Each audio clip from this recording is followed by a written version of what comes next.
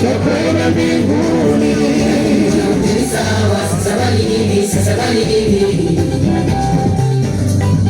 tuhumiane. Sasa bali hivi, sasa bali hivi, tuhumiane. Tusichoke kutenda mema, tukapate thawabu mbinguni. Tusibaguane sisi kwa sisi, tukaikosa mbingu ya Mungu. Tusichoke kutenda mema, tukapate thawabu mbinguni. Tusibaguane sisi kwa sisi, tukaikosa mbingu ya Mungu.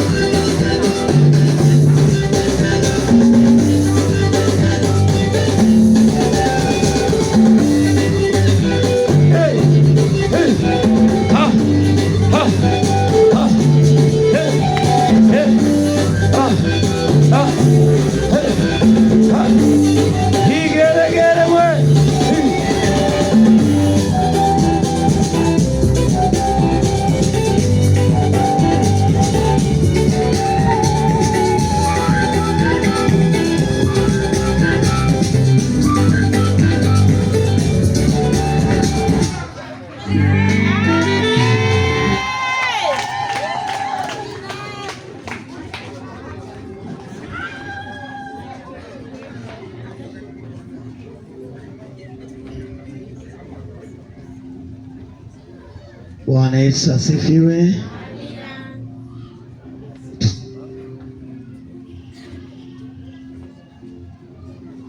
Naomba tusimame.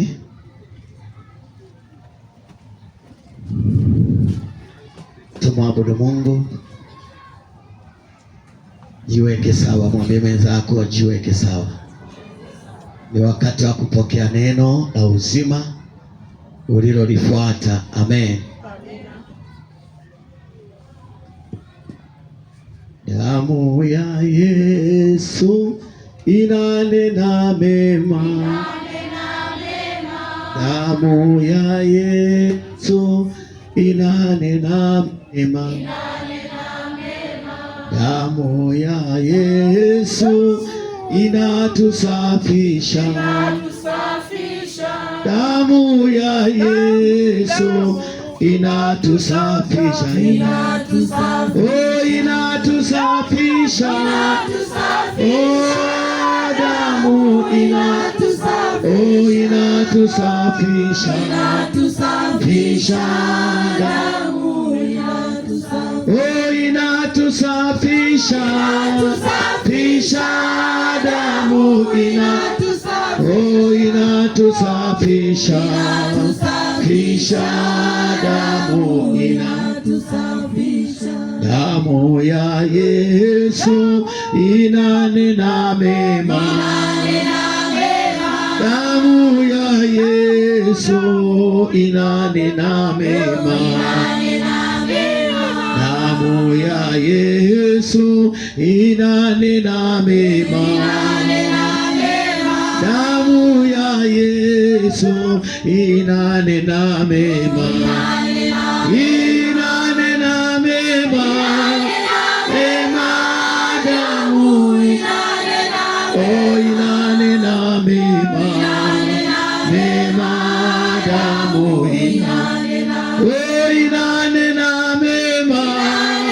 Mema damu inanena.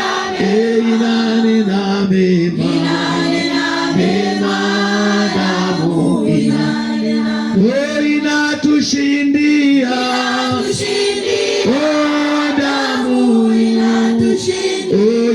inatushindia damu. Bwana Yesu, Mungu wetu uliye mwema, ni damu tunaalika damu yako Mungu wetu uliye mwaminifu, tunaalika ukuu wako na sauti ya damu yako ikanene mema mahali hapa. E Bwana Baba, mapenzi yetu akanyamaze na akili zetu zikanyamaze, bali nguvu ya damu yako ndio ikanene mema kwenye ibada ya leo. Damu yako ikatawale kwenye ulimwengu usionekana. Damu yako ikatawale Jehova katika ibada ya neno hili. Damu yako ikatawale kwa ajili ya kufungua, kwa ajili ya kuponya, kwa ajili ya kuisha.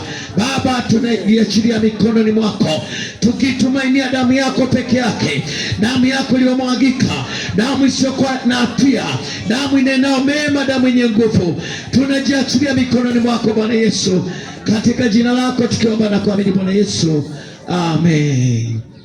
Basi tumpigie makofi na vigeregere Bwana Yesu.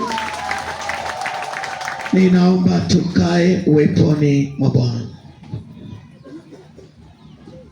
Kae uweponi mwa Bwana. Niombe maiki ziwekwe vizuri. Amen. Ujumbe wetu wa asubuhi ya leo una kichwa kinachosema maombi ya kuharibu vikao vya Amen. Maombi ya kuharibu vikao vya kipepo au mipango miovu inopangwa juu yako. Amen. Maombi ya kuharibu vikao vya kipepo au mipango miovu inopangwa juu yako. Amen. Iko mipango ambayo sengine huwezi kuiona, mipango inopangwa kwenye ulimwengu usioonekana. Kimsingi Biblia inatufundisha mambo ya ulimwengu usioonekana. Asilimia kubwa Biblia inatufunulia mambo ya ulimwengu usioonekana. Kwa iko mipango ambayo inafanywa kwa ajili ya watu fulani kwenye ulimwengu usioonekana. Viko vikao ambavyo wanaweza kukaa kwa ajili yako, ama kwa ajili ya familia yako, ama kwa ajili ya biashara yako. Amen. Kwa tunaposema maombi, lazima ujue ni maombi yanayozuia mipango walioipanga juu yako. Mipango miovu inaopangwa juu yako, hata kama haupo, lakini kuna mipango miovu wanaoipanga. Unaweza usione, lakini wenyewe watakaa kupanga mipango miovu. Si kwamba utaanza wewe sengine kukaliwa vikao. Ni tamaduni za uharibifu, ni tamaduni za watu wabaya. Wako watu kwenye Biblia wanaotufundisha ambao waliwahi kukaliwa vikao pasipo wao kujua. Tukiangalia yuko Danieli ambaye alipangiwa hila mbaya kwa mfalme Dario. Walikuweko watu ambao wanatengeneza ubaya, hawakuelezea uzuri wa Danieli, walikuwa wanaelezea ubaya tu, ubaya. Kwa namna moja tunajifunza kama Danieli ambaye hakuwa na hatia, waliweza kutafuta mipango, kukaa vikao na kuunda mambo fulani juu ya Danieli. Na Biblia inasema walipotafuta mabaya ya kumshtaki Danieli hawakuweza kuyapata, lakini wakaenda mbele zaidi, wakasema tutafute sheria ya Mungu wake. Kwa walianza kutafuta kiroho cha Danieli, walipoona mipango wanaopanga, mashtaka wanaoyatengeneza kabla haujashtakiwa kwenye ulimwengu usionekana, wanaanza kutengeneza mashtaka. Wakaanza kutengeneza mashtaka juu ya Danieli, lakini wakati wanatengeneza yale mashtaka, Danieli hakuwepo. Danieli alikuwa hayupo, lakini wamekaa baadhi ya madiwani, baadhi ya mawaziri, baadhi ya maliwali, wanatafuta uaminifu wa Danieli, wanatafuta kupendwa kwa Danieli. Kwa nini Danieli anapendwa sana na viongozi? Wakatafuta mabaya, hawakutafuta mema. Wakakaa kikao kutafuta mabaya ya Danieli ili wapate kumshtaki Danieli. Kama Danieli waliweza kumshtaki, wewe ni nani? Kama Danieli waliweza kukaa kupanga mabaya juu ya Danieli, wewe ni nani? Watu wasikae kwenye ulimwengu wa roho, wasitengeneze vitu vya namna hii. Ni wengi wenu mumeumizwa na mambo ya kusingiziwa hapa. Wengine mmesingiziwa kwenye biashara, kule mnakofanyia biashara. Wengine mmesingiziwa kwenye ndoa. Wengine mmesingiziwa kwenye familia. Wengine mmesingiziwa kwenye jamii. Wengine mumeumizwa mahali fulani. Lakini nataka niwaambie Jumapili ya leo, huo ni mpango wa shetani, wala usiumie. Ni mpango wa shetani. Shetani lazima aandae washtaki. Hawa kazi yao hawawezi kuyaongelea mema yako, wenyewe watafuatilia mabaya tu, watatafuta mabaya. Ndio maana kwa Danieli wakatafuta, lakini Biblia inasema hawakuona kosa. Walipolikosa kosa, wakaanza kutafuta kwa sheria ya Mungu kwa Danieli. Wakasema kwa sababu hatujaona makosa, tutafute sheria ya Mungu wake. Najaribu kuonyesha kwenye Biblia ambao walishtakiwa, ambao walikaliwa vikao, lakini najifunza kwa Danieli. Danieli alipoona vile vikao, hakwenda kubishana nao, hakwenda kuambia kwa nini mmenikali. Biblia inasema akafungua madirisha kukabili Yerusalemu, akasali mara 3 kwa siku, akamwomba Bwana mara 3 kwa siku. Na Mungu alipoomba Danieli kwa Mungu wake, Mungu akwenda kuambia wale kwa nini mlikuwa mmemkalia Danieli. Aliwaacha waandae na adhabu, wakaandaa hata adhabu, wakatengeneza na tundu la simba. Mungu akaiacha mipango yote ya washtaki ikamilike. Wakaandaa namna ya kumuua Danieli, wakaandaa na tundu la simba, wakajivunia wakijua simba watammaliza Danieli. Lakini kwa sababu Danieli alijua kazi moja tu ya kuweza kukabiliana na wanaokaa vikao juu yako, akajua ni maombi kwa Mungu wake, wala kushindana nao, wala kuwauliza.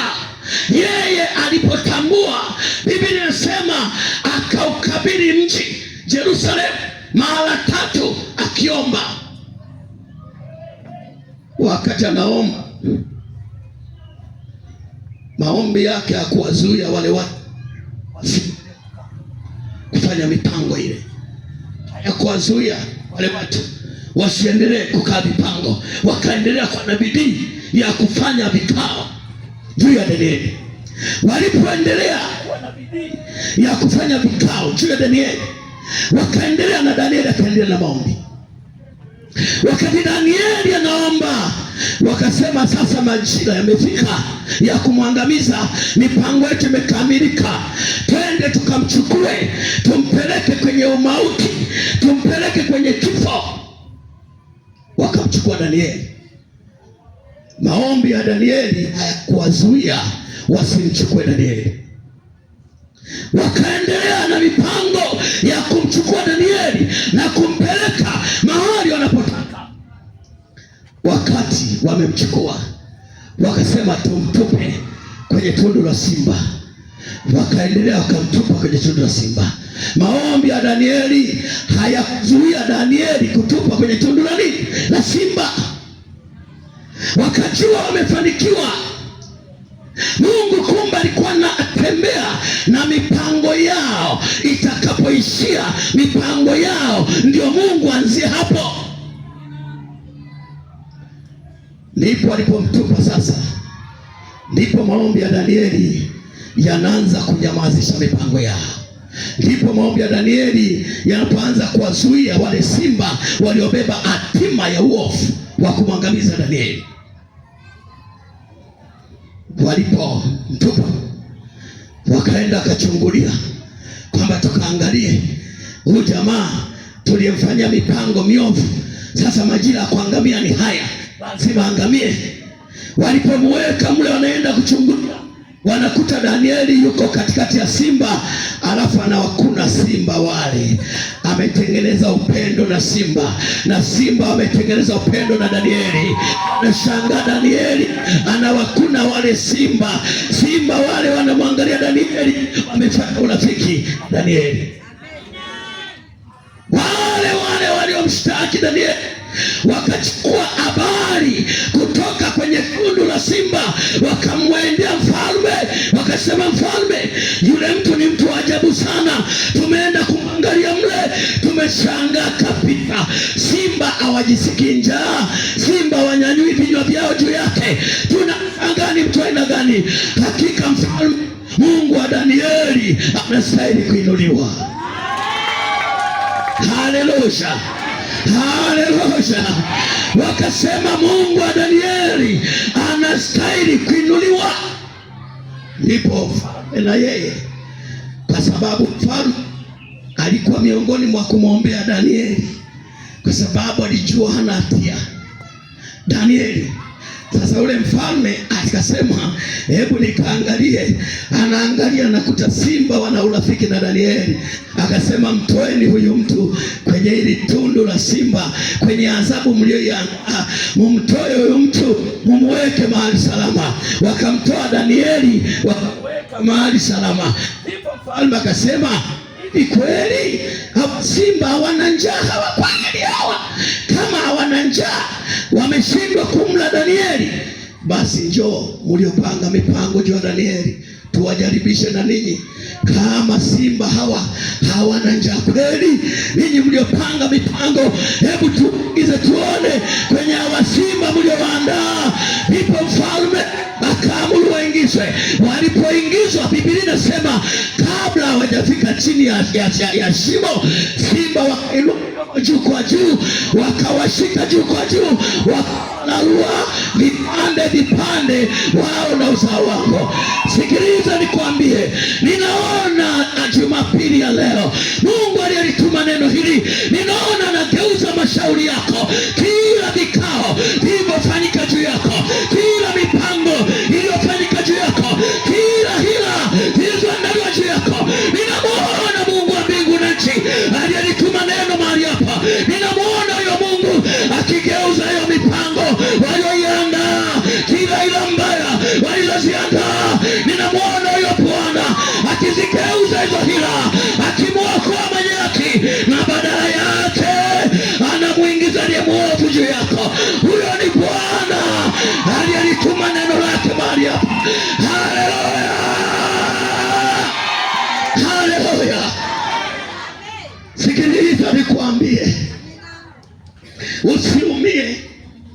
Danieli hakuwafuata kuwauliza, Danieli hakuwafuata kusema nao.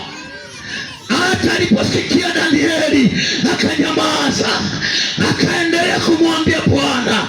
Si kwamba Danieli hakusikia, Danieli alisikia, lakini aliposikia Danieli hakuwafuata kusema nao, hakuwafuata kuwauliza, hakuwafuata wala hakuwachukia, lakini aliinua lile dirisha linalokabili Yerusalemu Yerusalemu, akamwambia Bwana.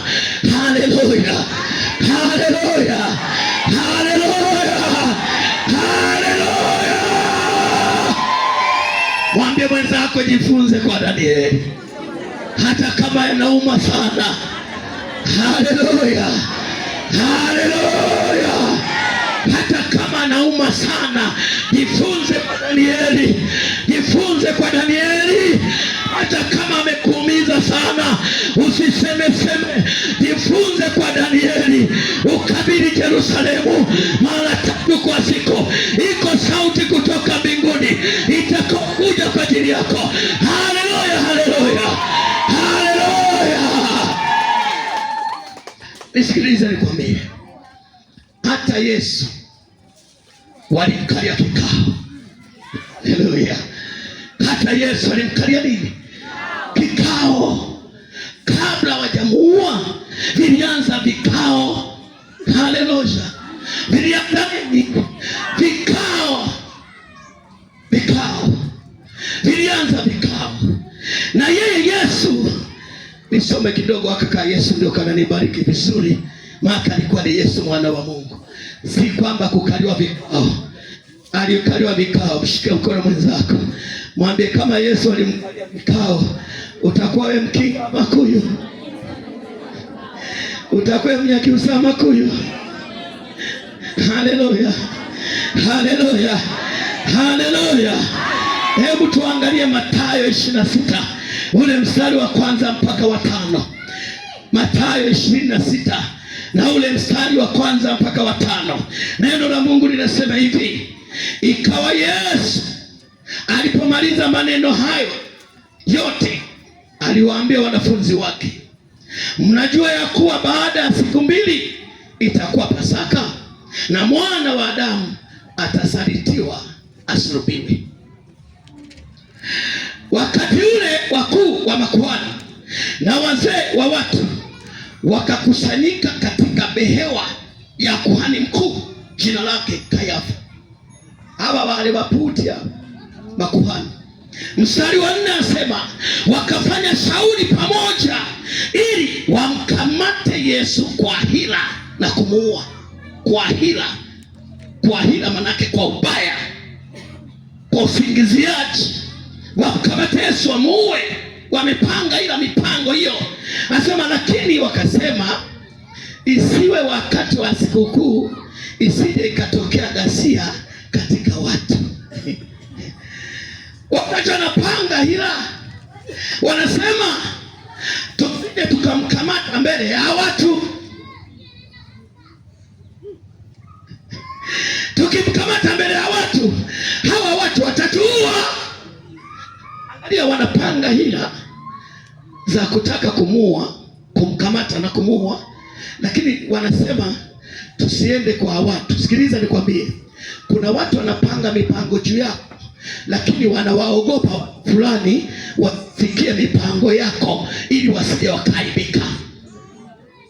Kwa maana wanachambuana wao walio waovu, wanachambuana wao wanaopatana rohoni. Sikiliza nikwambie, haiwezekani njiwa wawili wakatembea pamoja wasipopatana. Manake kuna wanaopatana, roho za ubaya ziko ndani yao, roho za uwaji ziko ndani yao. Hawawezi kupatana na wema kupanga mipango miovu. Haleluya, haleluya. Na kikolo kyangu nguketa lumo, nguketa mukikolo kyangu ngwaga tulimo n'otundu twa ndumbule mbala pala, abakenga batie ndumbule ngala kala, engala kala.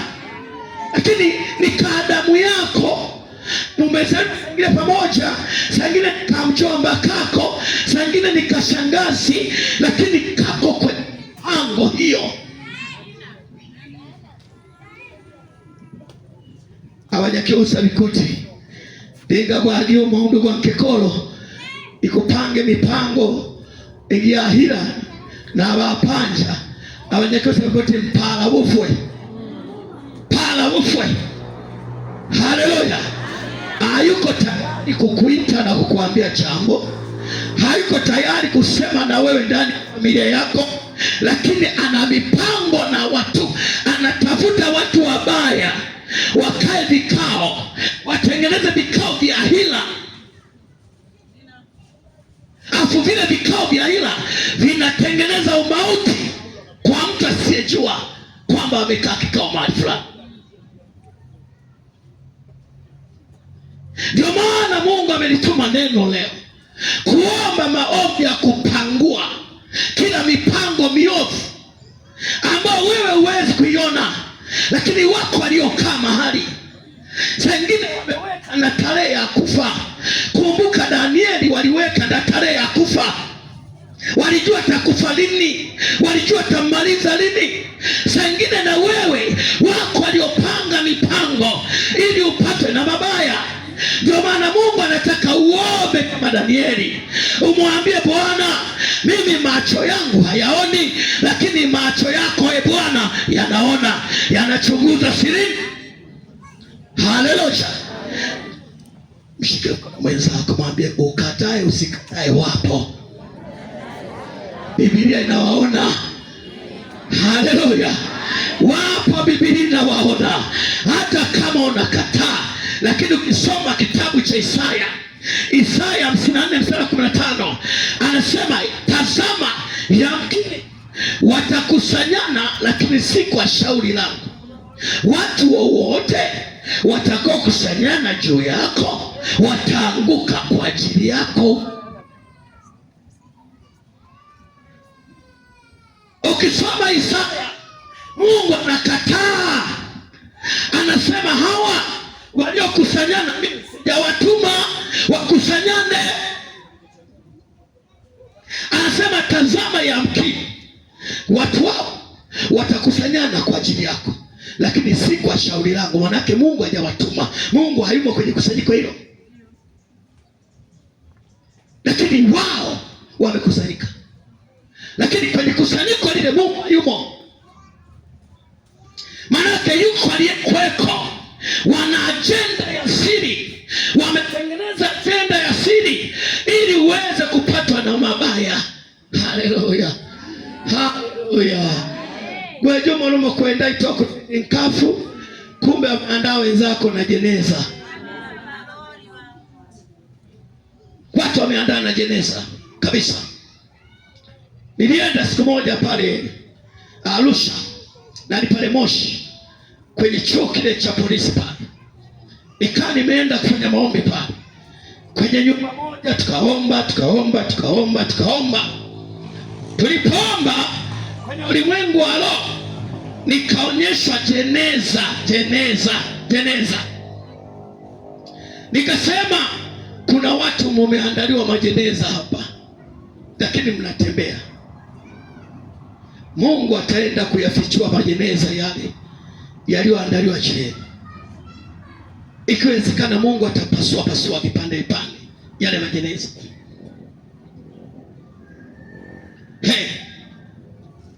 Nilipoondoka napigiwa simu, tumeshaona bosi wetu tumemkuta na jeneza ufunguni. Sio kwamba lijiandalia yeye. Kuna uchawi tunaita uchawi wa jeneza.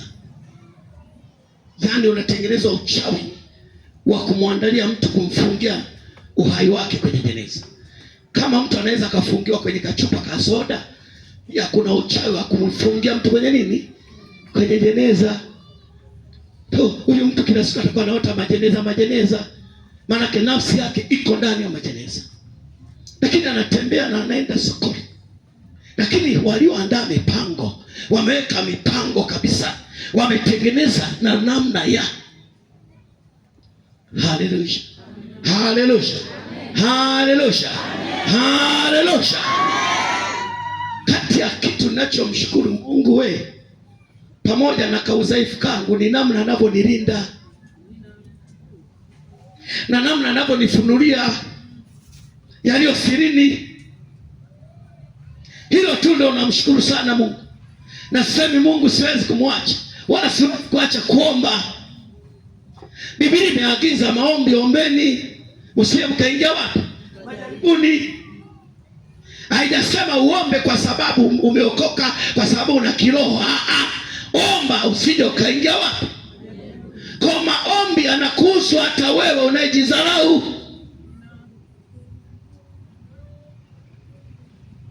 Haleluya, haleluya. Natamani sana tukisema kwenye maombi makuu yote jae kama hivi, kila mmoja ajue kwamba iko mipango ya siri inayoandaliwa juu yake. Amen, amen, amen, amen. Namshukuru sana Mungu jamani, mimi mwenzenu kwa mambo anaonyesha.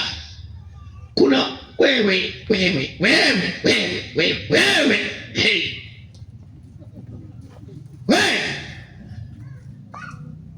Mungu namshukuru sana, hamwezi kujua ninapoongea hivi ninapoongea, mchawi anayewinda roho yangu anajua. Hata usiku wa leo anajua kilichotokea, anajua mimi naitangazia dunia na ufalme wa giza.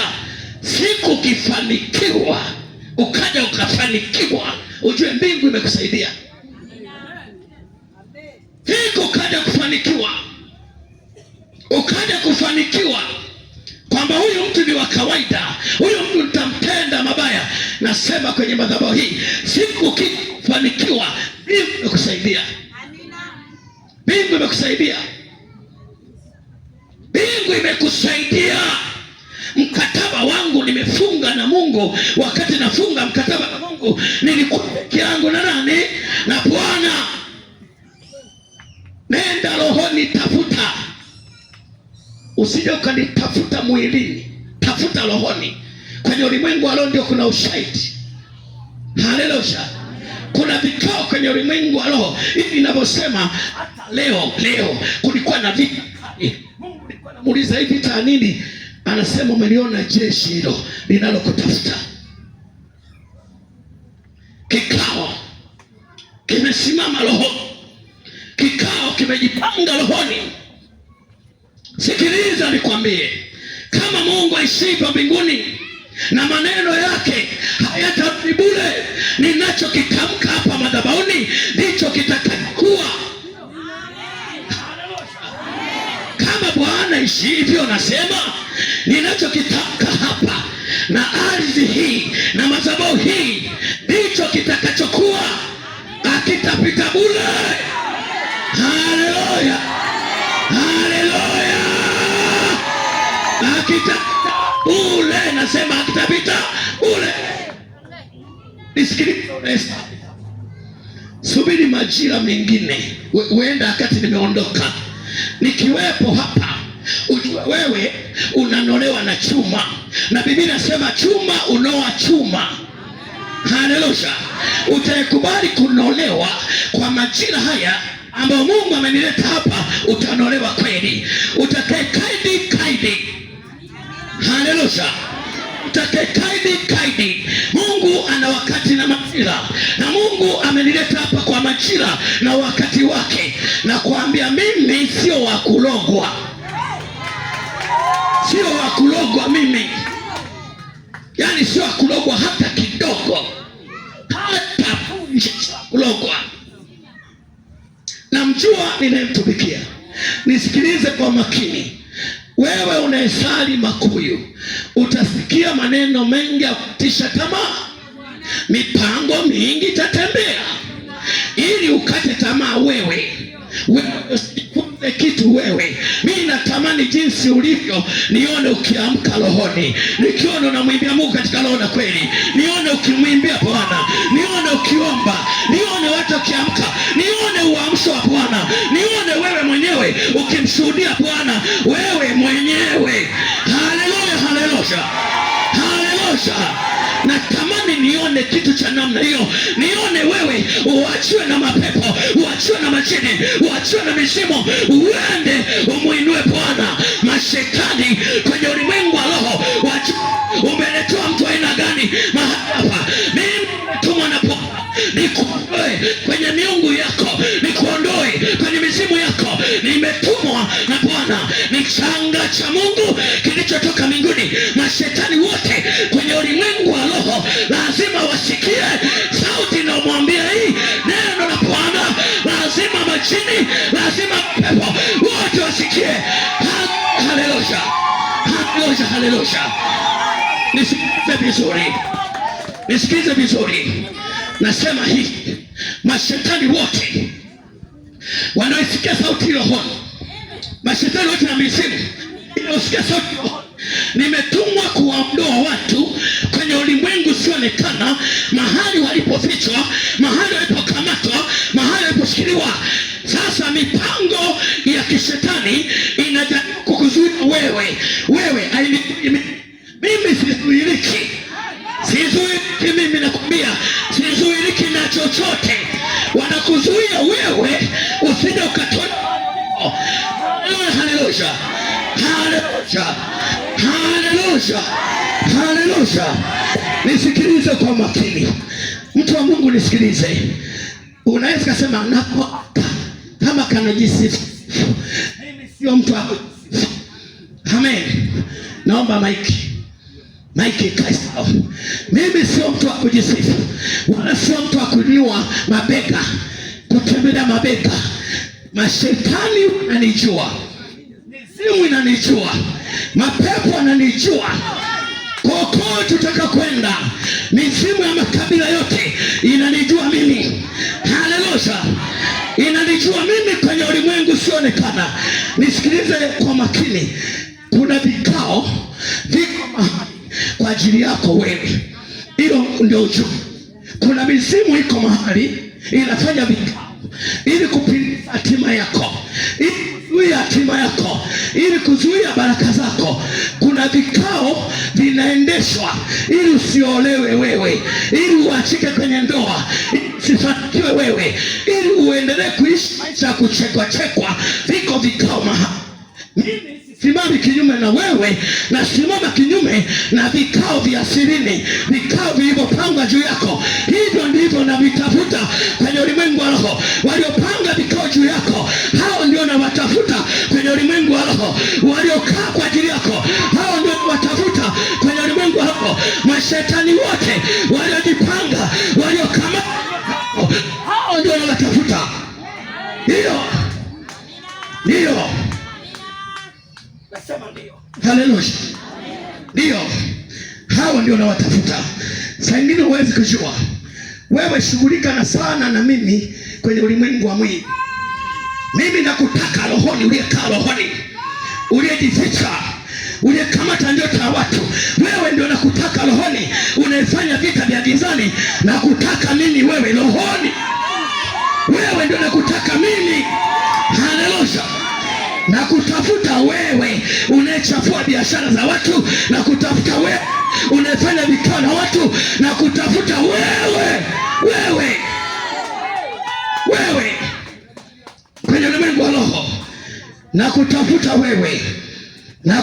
wewe, nasema kwenye ulimwengu usioonekana, na kutafuta wewe. Na Mungu amenionyesha jambo, na hili jambo Mungu alinionyesha lazima lisibitike. Mungu ni mwaminifu, hawezi kunionyesha jambo alafu lisithibitike. Lazima lisithibitike. Majeshi yote ya kishetani, majeshi yote waliojipanga, lazima waaibishwe. Majira yao ya kuaibishwa waaibishwe, lazima wafedheshwe, lazima waachie nyota za watu. Mizimu yote lazima iachie watu. Shoto satapa, liko satapa. Ndio. Hapa kuna wabaya sana. Kuna wabaya sana. Kuna wabaya sana. Hapa kuna wachafu. Wanajana na kuja kwa misanya kwenye wachafu. Amina. Ni wachafu kweli. Wachafu. Tena wengine wanakuja kuloga kibada. Amina. Wengine wanakuja kufanya mabaya. Wanajira hivyo na sio wana sana. Lakini ni wabaya sana. Ni wabaya sana. Ni wabaya sana. Ni wabaya sana. Usaidieni. Nendelea mchungaji. Anachoongea ni amina na kweli. Mungu anatumia watu nao wadharau wewe. Sikia maneno sema. Haleluya. Ndio. Kuna wakati Mungu anaamua ufalme wa giza kufarakanisha. Ndio wakati Mungu anaamua ufalme wa giza kufarakanisha. Nisikilize kwa makini, nisikilize kwa makini. Kwenye ulimwengu usioonekana, ukisoma kitabu cha Matendo ya Mitume, Matendo ya Mitume sura ya 23 na ule mstari wa 15 hadi wa 14. Matendo ya Mitume sura ya 23 na ule mstari wa 13 hadi 14. Yes. Naomba waombaji mkamsaidie huyo mtu, msaidie tu kumwombea. Tamka tu Roho Mtakatifu atende jambo, mapenzi ya Mungu atimie juu yake. Haleluya! Ndio yatimie juu yake, ndio timie juu yake.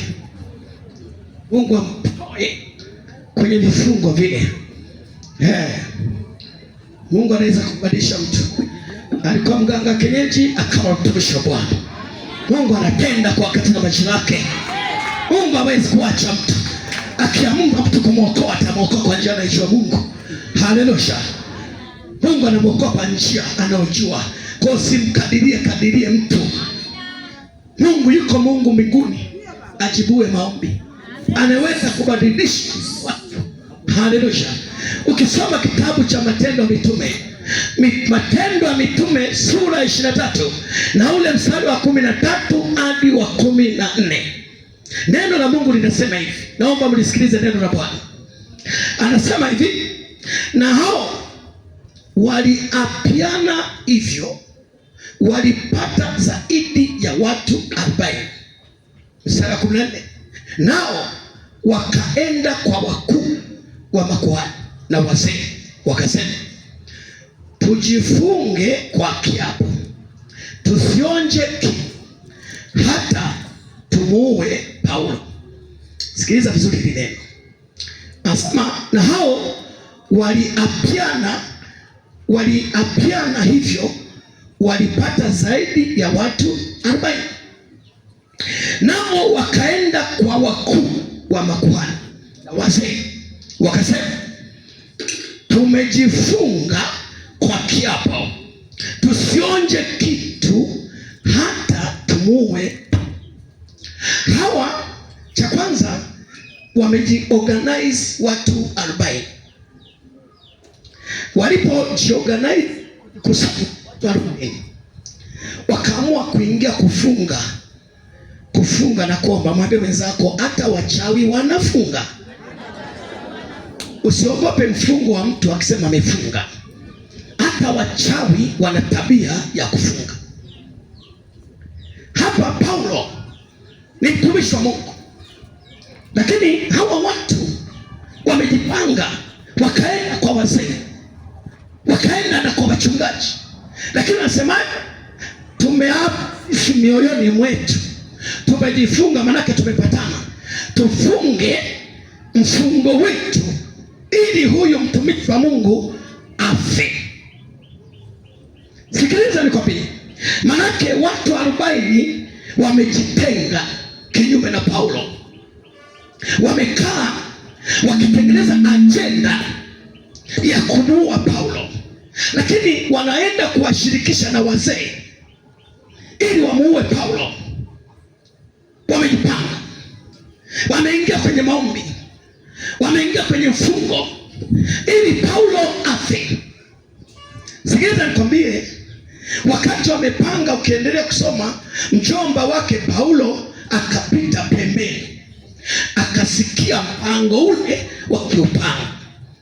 Ndipo mjomba wake Paulo akaenda kumwambia Paulo, nimesikia watu wakifunga na kuomba ili wewe ufi,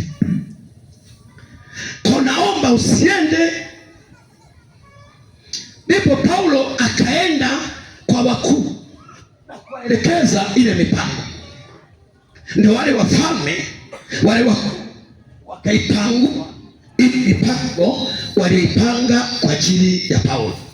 Mimi nisikilize vizuri, Ninapoongea haya, jiangalie wewe na waliokuzunguka wewe, kama ni mtaani, kama ni kwenye familia, kama ni marafiki wa asili unaoishi nao. Kuna marafiki wa asili wanajifanya marafiki, kumbe ndani ni majoka, ni majoka, ni majoka, ni majoka, ni majoka. Unacheka nao, wanakufurahisha wewe kwenye nyuso, lakini ndani ni majoka. Wanajenga siri, wana pango ya siri ambayo iko ndani yao. Wanapokuja wanakuja na kicheko, wanakuchekea, lakini ndani kuna ya imekaa imejificha ndani, iko ndani. Nisikilize kwa makini ninapoongea haya. Tunaposoma habari za Paulo, jifanye wewe unaisikia na familia yako, jifanye wewe ndio Paulo. Jifanye wewe, chukua nafasi ya Paulo. Maanake watu wanafunga kwa ajili yako, watu wanafunga kwa ajili ya familia yako, watu wanafunga saa nyingine kwa ajili ya biashara yako, lakini wanapokuja usoni kwako wana sura ya kukuchekea, lakini ndani ni joka limeachama, linatamani kumeza wewe, linatamani kumeza wewe. Kwa unaposoma ajenda hii, ichukue ni wewe. Hawa watu 40 wafanye ni wale waliokuzunguka wewe, miongoni mwao. Wafanye ni wale ambao mtaani kwako unaishi nao, miongoni mwao. Wafanye ni wale mtaani wanakuchukea kuletea zawadi, miongoni miao. Uchukue hii, jifanye wewe ni Paulo. Ukijifanya wewe ni Paulo, manake nini?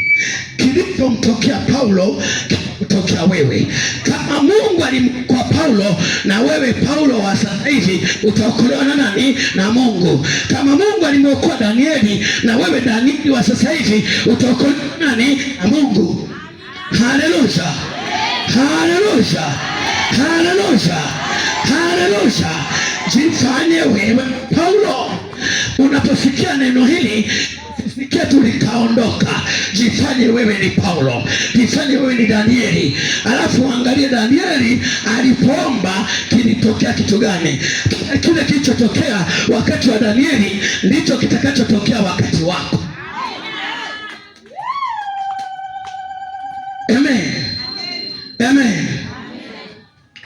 Isikize, watu wanadharau maombi, hawajajua maombi ni msaada. Ni msaada ambao Mungu ameuandaa, ni msaada ambao Mungu ameuweka.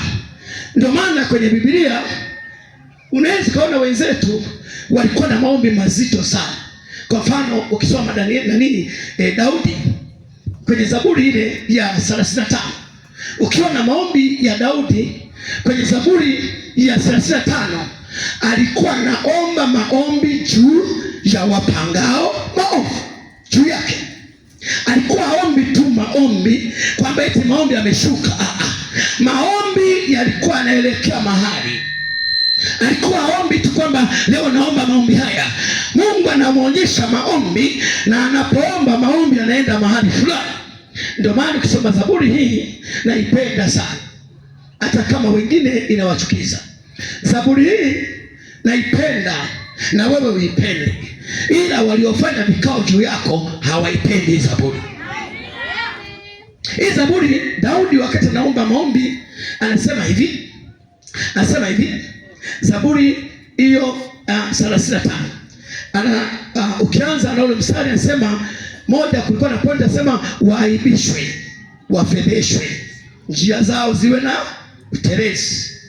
Amen, ziwe na utelezi, njia zao ziwe na miba, malaika wawafuatilie, warudishwe nyuma, uharibifu uwapate wao kwa ghafla, mkuki uwapige wao, wavu uwanase wao umana wawe kama makapi, na wapeperushwe na upepo. Muulize mwenzako, wewe unaomba maombi gani?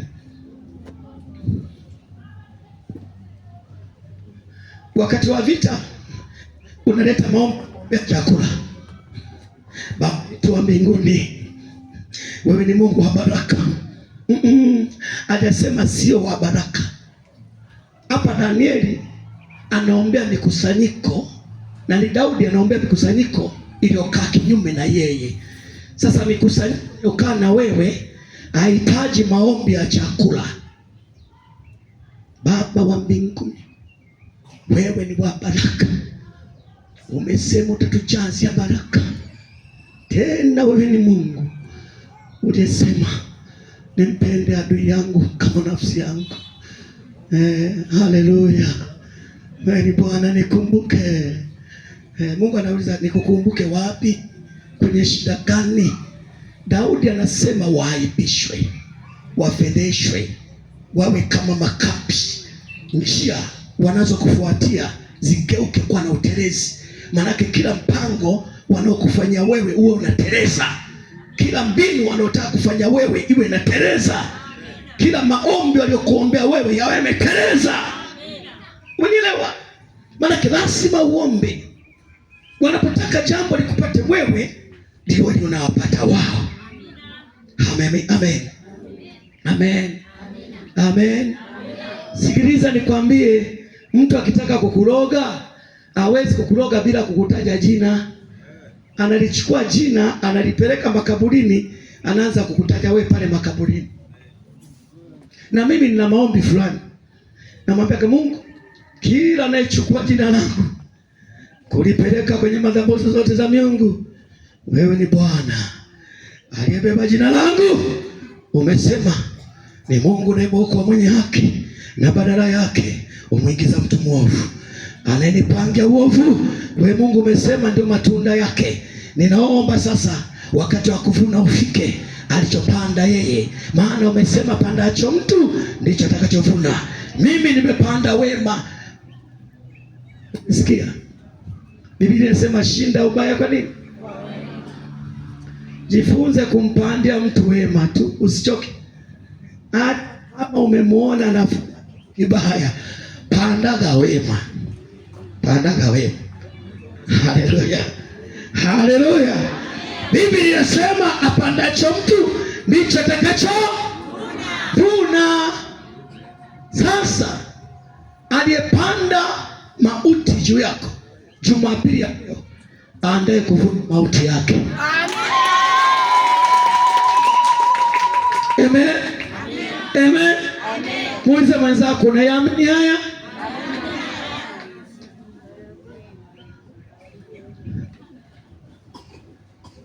Aliyetega mtego wa uharibifu juu yako, Jumapili inapoisha, ule mtego aliotega umng'ang'anie,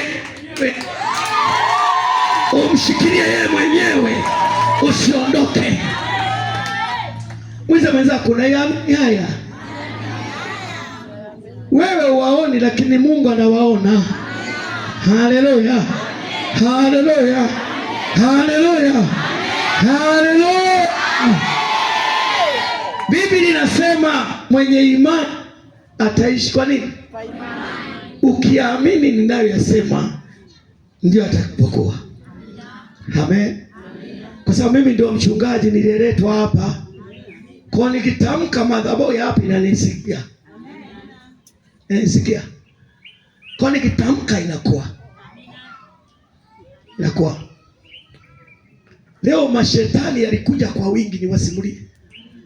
Yalikuja kwa wingi, yani yana hasira. Nasema hivi, mashetani mliokuja usiku, msikie. Mimi niko mchana, mlikuja usiku, mimi mchana niko hapa. Yalikuja mashetani kwa wingi, mashetani ya ajabu. Yanasema tunataka tukuue. Mashetani mengi sijawahi kuona tangia nimeanza kumtumikia Bwana.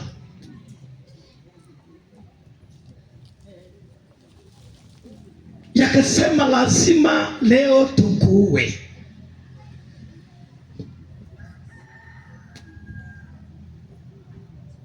Usiku nikazingirwa. Nipo zingirwa, akaja mtu mmoja na fimbo akaanza kunisaidia. Sasa mimi yale mashetani jinsi yalivyokuwa mengi, siwezi kuyakwepa wala kuyakimbia. Yule mtu akaja akawa ananizunguka mimi kuyazuia mashetani yale. Napo mashetani yakainuka zaidi, yakaja kwa wingi. Yalipokuja kwa wingi, nakuta sasa sina pa kukimbilia. Juu yapo yamezingira, nikiangalia juu hayapo. Sasa nashindwa pa kwenda.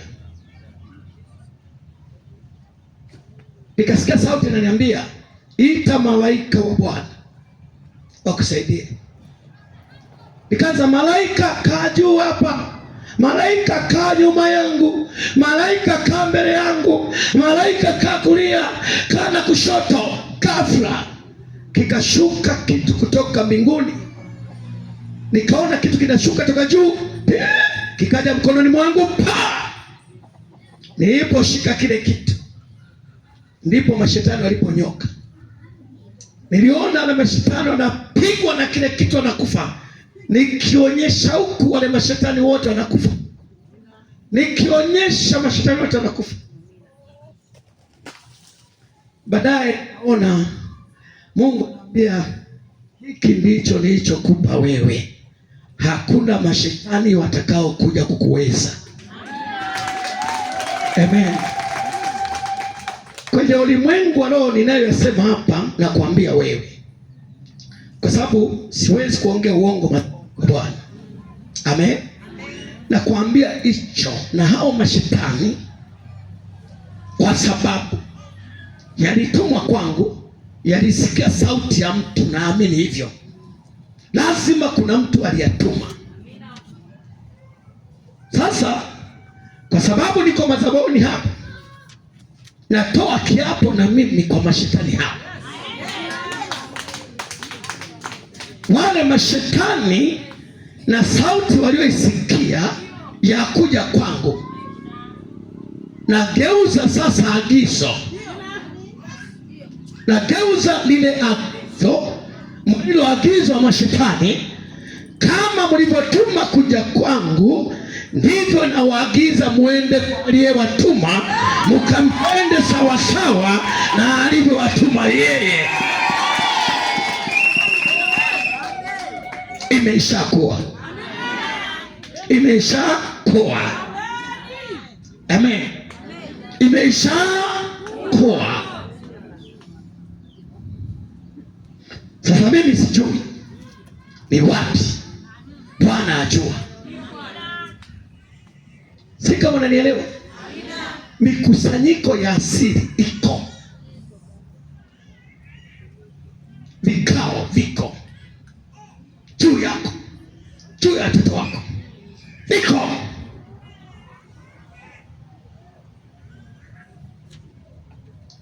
Kuna wakati wanajiulizaga sana, Mungu anamleta mtu na matatizo mazito, alafu mikono hii naionaga ya kwangu ni michafu kila kunapoitwa leo. Lakini kwa nini nikimshika mtu anapona? Ni swali ambalo sipati majibu. Wanaopona wana furaha, waliowapandikiza watu magonjwa wanachukia.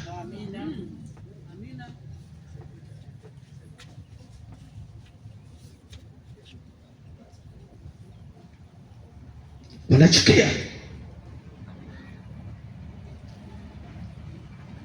Kuna wakati najiuliza, kwenda hospitalini ni gharama, watu hawana hela. Sasa waje hapa bure waombewe, Mungu awaponye. Mtu akipatwa na ugonjwa sasa hivi anaanza kuwaza hospitalini. Sasa kama Mungu ameruhusu uponyaji mahali, si ni nafuu jamani? Amen. Amen. Mwambie mwenzako, safiri kidogo saizi, nenda kwenye ulimwengu usioonekana, uwaone waliokuzingira, wanaokushtaki, waliokusanyana kwa ajili yako, walioweka vikao juu yako. Niwaambie ukweli, mnisikilize Jumapili ya leo. Futa Jumapili zote, kiwezekana ya leo ibebe. Amen. Ibebe. Iko adhabu leo kwa waliokukalia kikao cha siri mahali popote.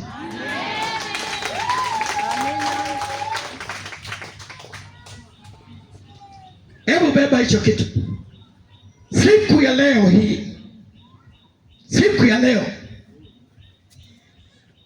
liko jambo kwa waliokaa kikao, waliojificha, walioandaa mipango mibaya juu yako, walioandaa mipango ya kukutesa. Liko jambo leo, jambo liko, nakwambia. Liko jambo. Aliimba mwimbaji mmoja, asema mwenzenu sipiganagi. Anafanyaje? Anapiganiwa na nani? Na Bwana. Hebu na wewe vaa kidogo sura ya kupiganiwa na Bwana leo. Amen. Unapotoka hapa useme nimepiganiwa na Bwana. Unapotoka hapa useme moyoni mwangu sina uchungu wa kuwafuatilia mnaokaa vikao na mimi, kwa sababu kwa ajili yangu, kwa sababu napiganiwa na Bwana.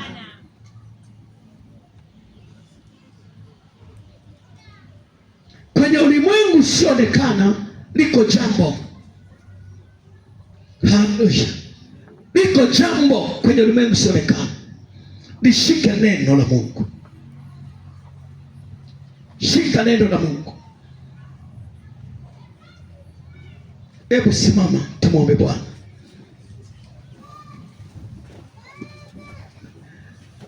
Simama tumwombe Bwana. Sema Bwana Yesu, nakuja mbele zako.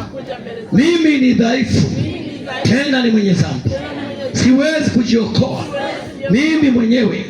Bwana Yesu, ninakuomba unisaidie kuanzia leo. Bwana Yesu, uwe msaada kwenye maisha yangu siku ya leo. Nisaidie. Kuna mambo yasiyoonekana kwa macho yangu. Kuna mambo yaliyojificha kwenye macho yangu. Ni kweli Bwana Yesu, ninaamini iko mikusanyiko inayotaja jina langu kwenye uharibifu. Leo Bwana Yesu, nimesikia neno la unabii kwenye madhabahu yako kwa ajili ya maisha yangu. Nimesikia neno la unabii kwa ajili ya mikusanyiko yoyote iliyokusanyika kwa ajili yangu. Umesema wewe yamkini watu watakusanyana, lakini si kwa shauri lako Mungu. Lakini umesema watu wowote watakao kusanyana mahali popote kwa ajili yangu mimi wataanguka mbele yangu. Ili neno ninalipokea kuanzia sasa kutoka madhabahuni. Nalipokea neno hili kuanzia sasa. Mikusanyiko yoyote kwa namna yoyote kwenye ulimwengu wa roho na ulimwengu wa mwili, mikusanyiko yoyote iliyotaja jina langu mahali popote, neno hili liwe na utimilifu siku ya leo kwa jina lako. Isaya 54 mstari wa 15, ninalinua neno hili juu ya mikusanyiko yote iliyokusanyika na kutaja jina langu na kutaja watoto wangu. Mikusanyiko yoyote ya mashetani, ya misimu, ya mapepo, ya watu wabaya, lazima ianguke kwa neno hili kuanzia leo kwa jina la Yesu. Kila mikusanyiko ya kichawi, kila mikusanyiko ya watu wabaya juu ya maisha yangu, waliopanga mipango iliyo mibaya juu ya maisha yangu, kwa neno la Bwana, kwa neno la Bwana, kwa neno la Bwana, kwa neno la Bwana, kwa neno la Bwana, kwa neno la Bwana, ninawaangusha chini kuanzia leo. Waanguke mbele yangu kuanzia leo. Mashetani wote, mizimu yote, mapepo yote yaanguke mbele yangu.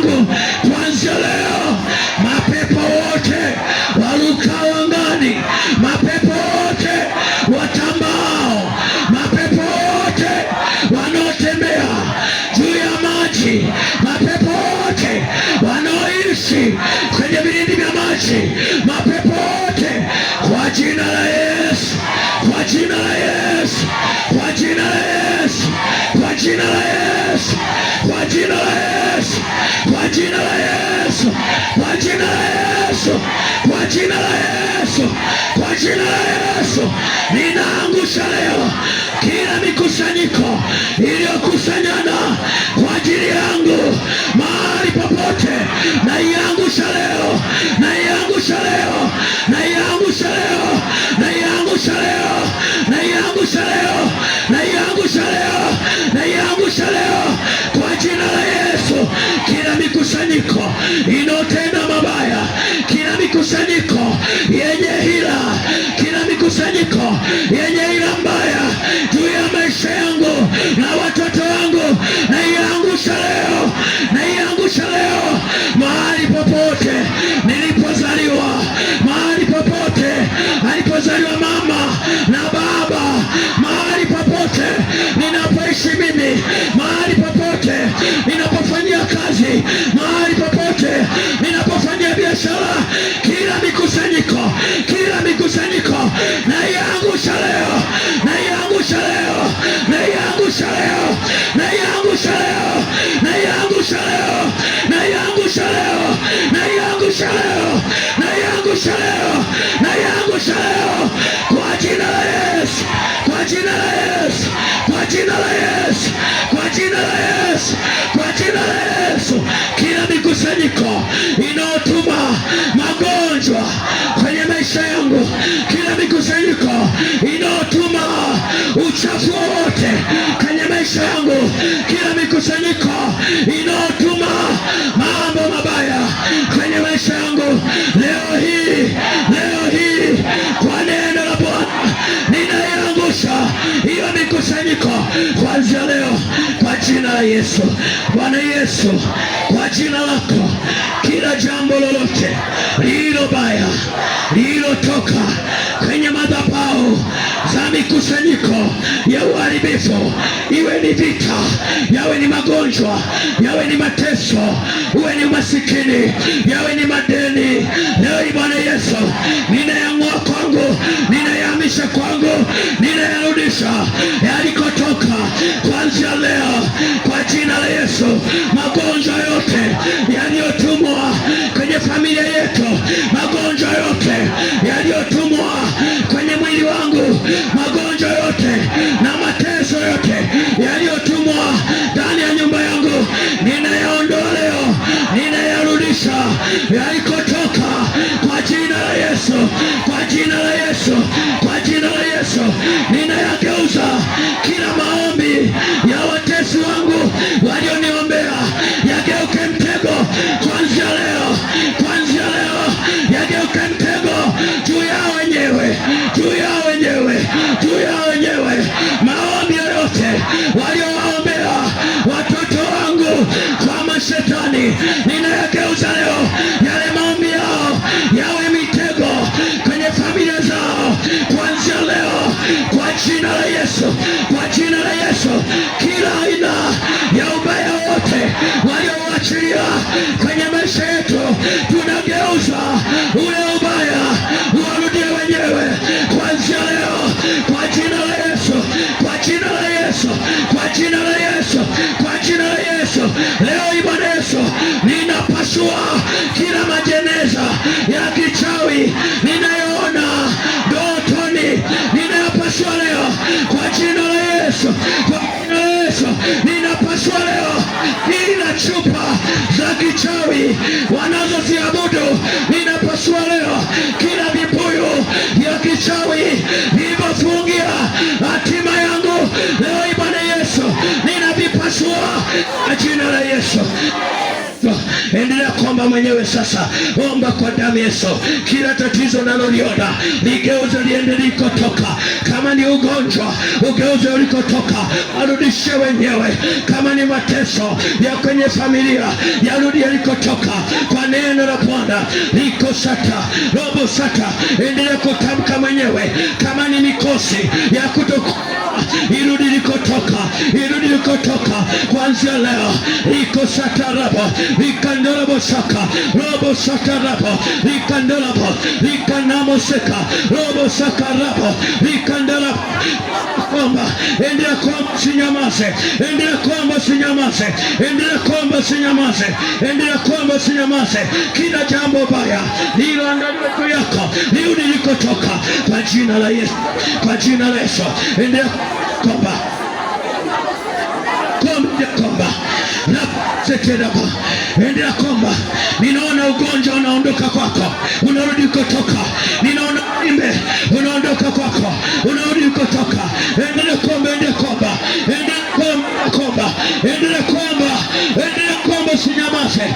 Likamosataraba likarabo sete robo sata, kwa neno la Bwana.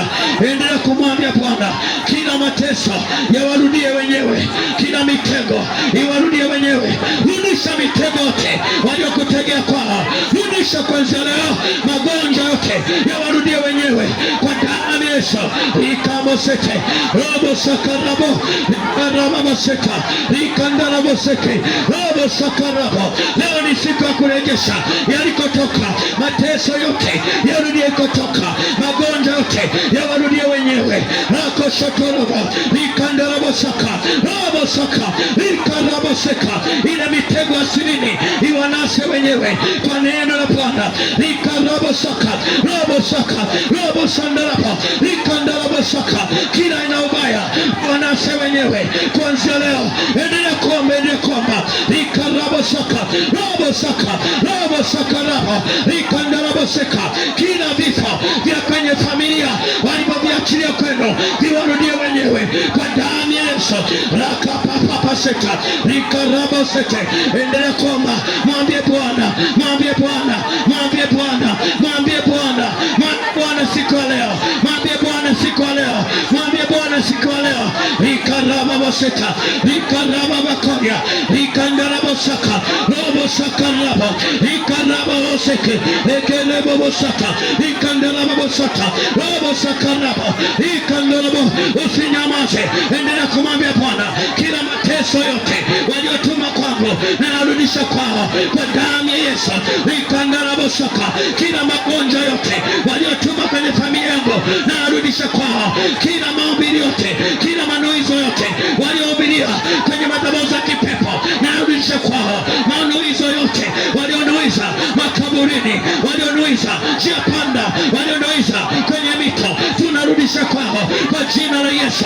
Likaposete robo saka rabo likandalabo saka robo saka robo sandarabo likandarabo basete ekerebo saka robo saka rabo likandarabo bakoye robo saka rabo ekerebo sete ekanabo sete rebo likandarabo basete ekerebo saka olibo sete rebo likandarabo saka robo saka rabo likandarabo bakoye olibo sete ekerebo saka robo sete rebo likandarabo saka robo saka likandarabo saka robo sandarabo likandarabo sete likandarabo saka olibo saka likandarabo bakoye likandarabo saka likandarabo saka robo saka robo saka likandarabo bakoye olibo sandarabo. Endelea kuomba, endelea kuomba, endelea kuomba. Likandarabo saka.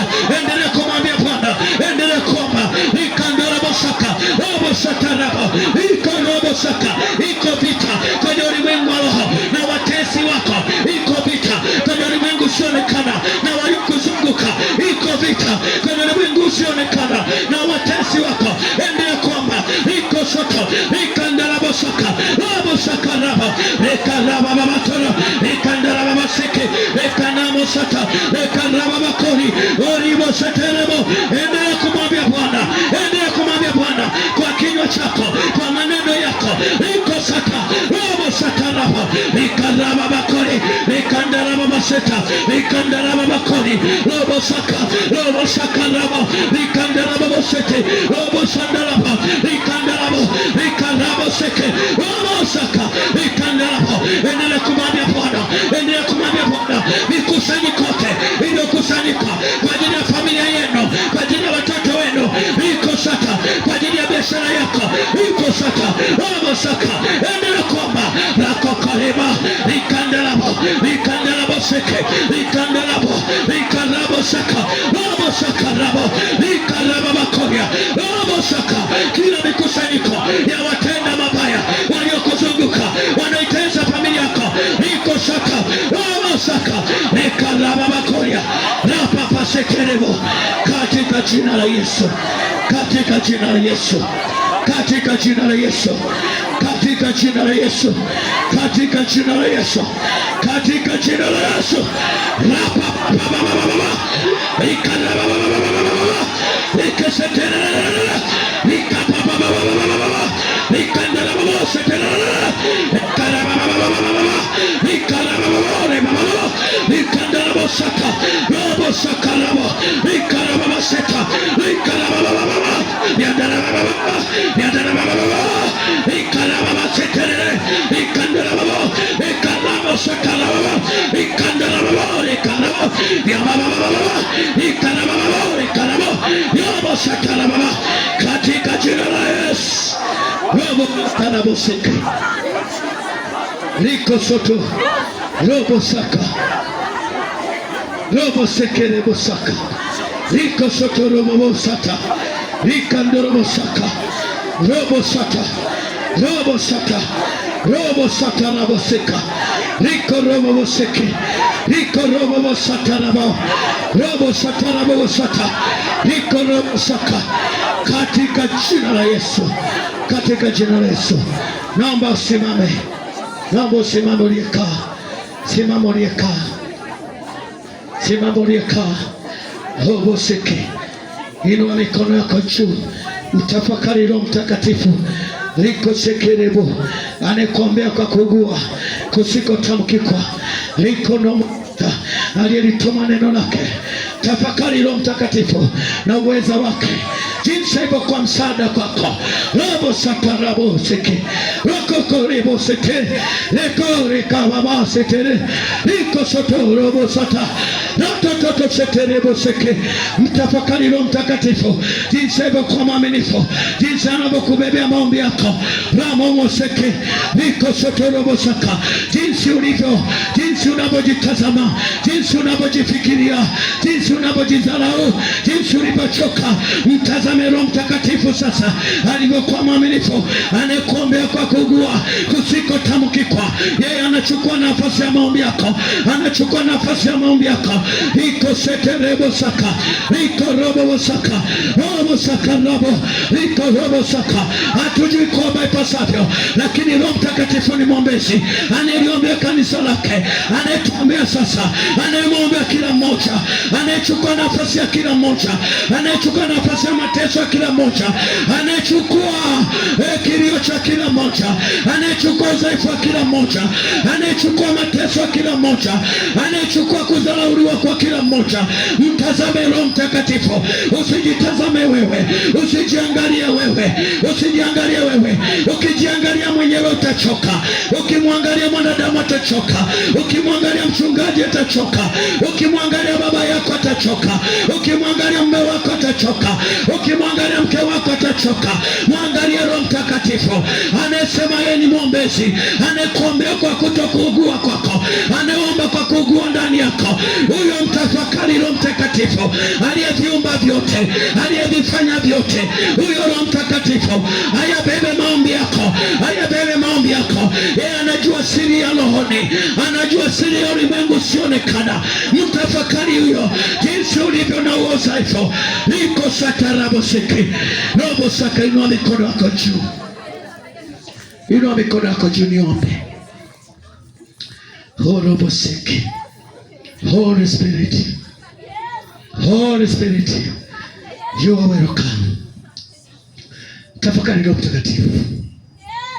Holy Spirit, Holy Spirit, Holy Spirit, you are welcome. Robo Seke, Riko Soto Robo Saka, Robo Seke. Usijihukumu. Riko Saka, yuko Mungu anayesamehe. Riko Korobo Saka, Riko Robo Saka. Ndiyo Bwana, ndiyo Bwana, ndiyo Bwana, ndiyo Bwana. Tunakualika Roho Mtakatifu, tunakualika Roho Mtakatifu kwenye nyumba ya mama huyo. Tunakualika Roho Mtakatifu, tunakualika kwenye familia mama huyo. Ameomba sana kwa wakati na majira, anakusubiri Roho Mtakatifu, anakusubiri Roho Mtakatifu. Tunakualika Roho Mtakatifu kwenye familia mama huyo. Ameomba na kufunga, anakusubiri wewe Roho Mtakatifu. Ni mama siyetu ya komba, moyo wake unasema ajui komba, anakusubiri Roho Mtakatifu. Tunakualika, karibu Roho Mtakatifu, karibu Roho Mtakatifu, karibu Roho Mtakatifu, karibu Roho Mtakatifu, karibu Roho Mtakatifu, karibu Roho Mtakatifu, karibu Roho Mtakatifu, karibu Roho Mtakatifu, karibu Roho Mtakatifu, karibu Roho Mtakatifu, karibu Roho Mtakatifu, karibu Roho Mtakatifu, karibu Roho Mtakatifu, karibu Roho Mtakatifu, karibu Roho Mtakatifu, karibu Roho Mtakatifu. Ulidhihirishe neno lako, ulitimize neno lako, ulidhihirishe neno lako. Karibu Roho Mtakatifu, karibu Roho Mtakatifu, karibu Roho Mtakatifu, karibu Roho Mtakatifu, karibu Roho Mtakatifu, karibu Roho Mtakatifu. Unaweza kuokoa, unaachilia neema ya wokovu. Karibu Roho Mtakatifu, karibu Roho Mtakatifu, karibu Roho Mtakatifu, karibu Roho Mtakatifu. Kutana na mama huyo mwenye uvimbe tumboni. Karibu Roho Mtakatifu, karibu Roho Mtakatifu. Kutana na baba huyo aliyefungwa mwili wake. Karibu Roho Mtakatifu, karibu Roho Mtakatifu. Kutana na mama huyo anayesubiri majibu yake. Karibu Roho Mtakatifu, karibu Roho Mtakatifu, karibu Roho Mtakatifu, karibu Roho Mtakatifu, karibu Roho Mtakatifu, karibu Roho Mtakatifu. Kutana na mama huyo aliandikiwa magonjwa kwenye ulimwengu usioonekana. Karibu Roho Mtakatifu, karibu Roho Mtakatifu. Pokea kilio cha mama huyo anayelia moyoni. Karibu Roho Mtakatifu, karibu Roho Mtakatifu, karibu Roho Mtakatifu, karibu Roho Mtakatifu, karibu Roho Mtakatifu, karibu Roho Mtakatifu, karibu Roho Mtakatifu. Uondoe ziaka waliomziaki mama huyo ni miaka mingi, kwa ajili ya familia yake, kwa ajili ya watoto wake. Karibu Roho Mtakatifu, karibu Roho Mtakatifu, karibu Roho Mtakatifu, karibu Roho Mtakatifu. Uinue nyumba hiyo iliyofunikwa, inuliwe na kuangaza hiyo familia iliyoinamishwa miaka mingi. Karibu Roho Mtakatifu, karibu Roho Mtakatifu, karibu Roho Mtakatifu, karibu Roho Mtakatifu, karibu Roho rapo sata pasiki. Ndiyo Bwana roko seke. Endelea kumtafakari Roho wa Mungu. Inua mikono yako juu. Kuna jambo liko, fungua moyo wako, liko mahali hapa. Kama una ugonjwa wa aina yoyote, kama una shida ya aina yoyote, Roho Mtakatifu tumemwalika mahali hapa. Ni mwako, fungua moyo. Mwache Roho Mtakatifu anaweza. Roko sakarabosiki. Ndio, ndio, ndio, ndio, ndio, ndio, ndio, ndio, ndio, ndio, ndio, ndio, ndio, ndio, ndio. Anayeweza mambo yote, anayeweza mambo yote, anayeweza mambo yote. Hakuna jambo gumu wasioliweza. Hata kama moyo wako unaliona jambo gumu, lakini Roho Mtakatifu anasema hakuna jambo gumu asioliweza. Ndio, ndio, ndio, ndio, ndio, ndio, ndio, ndio, ndio, ndio, ndio, ndio. Fungua moyo wako. Kama una uvimbe tumboni, mwambie tu moyoni, Roho Mtakatifu nihudumie leo. Ondoa uvimbe huu, upeleke ulikotoka. Roho sata pasika, roho sata rababaseke. Ndio, ndio, ndio, ndio, ndio, ndio, ndio, ndio, ndio, ndio. Roho Mtakatifu kwa mahali hapa. Angalia ya kwako, usiangalia mwenzako, usiangalia mwenzako.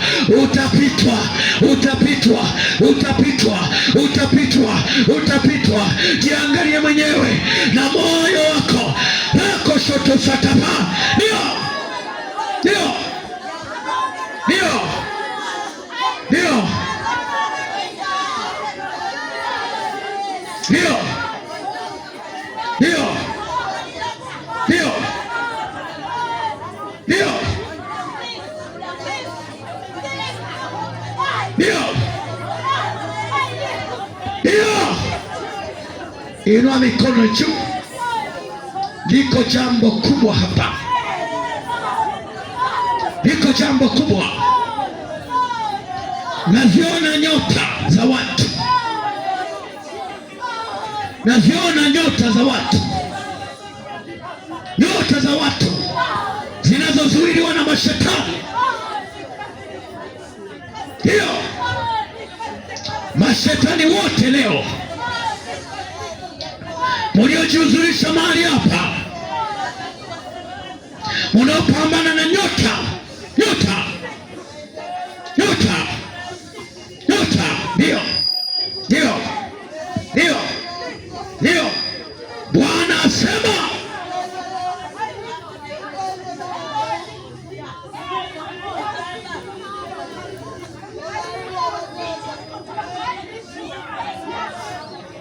achia nyota hizo, achia nyota binti huyo.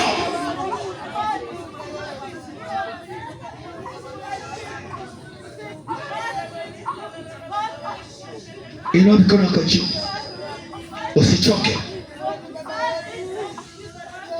Mashetani ukoo, mashetani wa ukoo mliogeuka mlango wa vita ndani ya binti huyo, mmetengeneza vita. Mashetani wa ukoo mmetengeneza vita kwenye ukoo wenu, vita, vita vya kipepo. Mmetengeneza vita, mmetengeneza vita juu ya binti huyo. Na waona mashetani nini? Mwachie tu, mwachie, mwachie, mwachie, mwachie, nasema mwachie. Mashetani wote mliopita kwenye milango ya ukoo, kwenye milango ya ukoo, mumeinua vita juu ya watu wao. Leo ninawaagiza nyinyi mashetani, kwa mamlaka jina la Yesu, kwa mamlaka jina la Yesu, na waapisha leo mashetani wote mliopita kwenye milango ya ukoo, kuwaingia watu wao, kuwatesa watu wao, kuzuia baraka za watu wao. Ninawaapisha leo kwa mamlaka jina la Yesu, kwa mamlaka jina la Yesu, ninawaapisha leo. Mwache mtu huyo.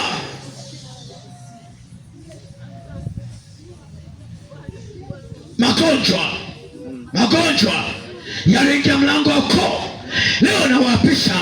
Enyi magonjwa, nawaapisha leo. Magonjwa ya kansa, magonjwa ya sukari, magonjwa ya mauti, magonjwa ya fibro, magonjwa ya UTI sugu, magonjwa yoyote yaliingia kwenye mlango wa ukoo, ninaapisha leo. Kila maneno ya ukoo, kila mizimu ya ukoo inayotumia uchawi wa maneno, maneno ya ukoo, ninawaapisha kwa mamlaka ya Yesu. Mwache binti huyo, mwache mama huyo, mwache baba huyo, kwa mamlaka ya Yesu.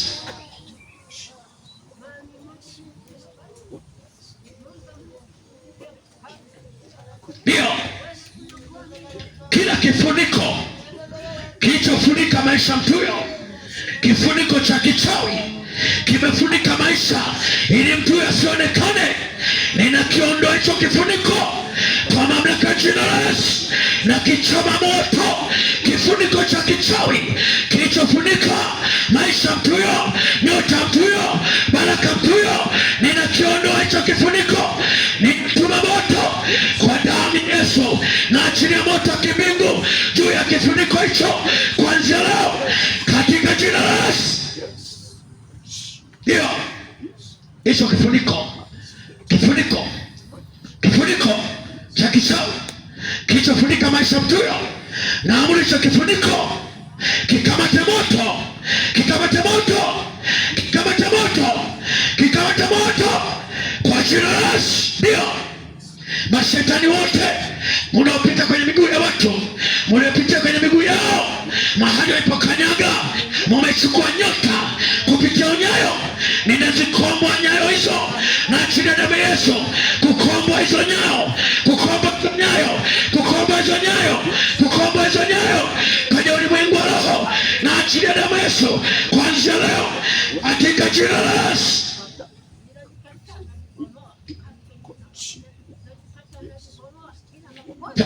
Bwana Yesu, wewe ni Mungu unayetupenda. Nafanya agano na wewe Yesu, kuanzia leo agano hili ninalolifanya kati yangu mimi Yesu ni agano la maombi ya siku ya leo.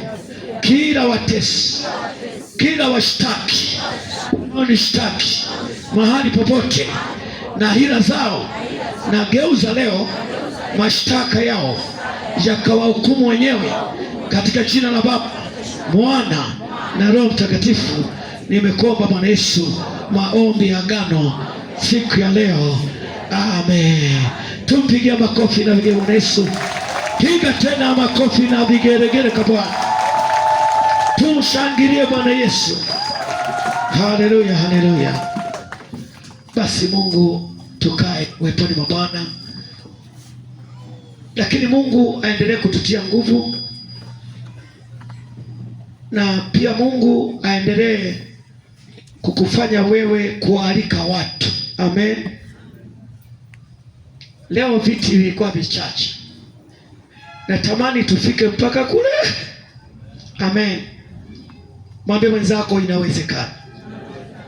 Kawaalike watu kila Jumapili tuna maombi. Amen. Kila Jumapili tuwashe maombi ya ukweli. Kwa jitahidi wewe kualika mtu wa kanisa lolote. Alika waliokata tamaa. Nimemfurahia ule kaka pale, ametoa ushuhuda, amesema nilinunuaga kiti nikaogopa ile vita, sasa hivi nimekuja na ujasiri, siondoki tena. Mungu akubariki sana. Kwa nikutie moyo, mahali hapa ni pazuri kama Bwana aonavyo. Amen. Ni mahali hapa tunapaita hapa, mchungaji Mwakibunda Mwenyezi, kisima cha nini? Kisima cha uzima. Hapa ni kutibua birika na kupokea uzima. Hata kama hujaombea, ukikanyaga tu hapa uzima unaingia, unaondoka mzima. Amen. Kwa sababu tulimwomba Mungu hivyo. Amen. Lakini walete wenye shida mbalimbali. Jirani ule hata kama usali naye, mwambie tu nyumbani kumenoga. Amen. Akikwambia mbona kanisa halijafunguliwa, tuna Yesu. Mwambie Yesu amefunguliwa. Amen. Tumeona vizuri? Wangapi wamenielewa? Wangapi atakuja na mtu hata mmoja tu kutoka mtaani Jumapili ijayo? Amen. Ukimleta mmoja akapokea uponyaji kabisa, thawabu, kuna kitu inaitwa thawabu. Ile thawabu Mungu anakupa wewe. Huyu anampa uponyaji, thawabu unapewa wewe. Amen. Tumeelewana vizuri? Kwa kamwalike mtu, njoo twende nyumbani kwa Bwana kumenoga. Amen. Natamani tufike mpaka wapi? Kule. Na tutafika, inawezekana. Amen. Ninafurahi napoona wingi wenu. Nimefurahi leo, nimeona watoto na wenyewe wamejaa. Amen. Huyo ni Bwana. Ila jifunze kuwa mwinjilisti, kutoa uinjilisti. Bwana, nyumbani kumenoga. Njoo nyumbani kumenoga. Njoo nyumbani kumenoga. Njoo nyumbani kumenoga. Amen. Wakija wawili watatu watamtukuza Bwana. Nimefurahi sana. Kuna watu mko hapa siwaonyeshi, lakini kuna watu wa makanisa mengine mmewatuma waonane na mimi. Amen. Hawasali hapa, lakini wamerudi na shuhuda. Nadhani mmeona na shuhudiaje, ila siwaonyeshi hapa. Mko mliotuma watu wengine wa Roma, wengine watoka huko, lakini wamekuja na shuhuda. Moja hapa ilikuwa ni lini? Juzi. Siku ya maombi ilikuwa nini? Ni Jumanne. Mmoja hapa nilikuwa nimetoka kwenye maombi, nataka niende Ipinda, nikasikia tu, baba, kuna mgonjwa, yani ametingwa wiki 3. Akaja hapa akatoa ushuhuda, nimeenda hospitali wapi na wapi, nimepigwa masindano fulani. Kamsikiliza, ni mtu anayesali mahali sipasemi. Amen. Lakini alipokanyaga nilikaa naye pale. Alipokanyaga tu pale kanisimulia kabla sijaomba, na ananisimulia uko na jiminya. Nakuta mbona jiminya wakati unanisimulia sasa. Na shanga sipaoni pepo kwa pananiuma. Amen. Ghafla kainuka nikaomba naye akarudi ni mzima. Sasa na mchungaji, sasa haya maombi, ana biashara moja hapo. Sitaji biashara yake. Haya maombi ataingia na kwenye duka langu. Nikasema ndio. Yatafika. Amen. Shuhudieni Bwana. Amen. Nyumbani kwetu Yesu anaponya. Usimshuhudie mchungaji. Useme Mwaijumba yuko. Yesu anafanya nini? Anaponya. Twende madhabahuni kwetu. Amen. Mungu awabariki wapendwa kwa jina lake. Amen.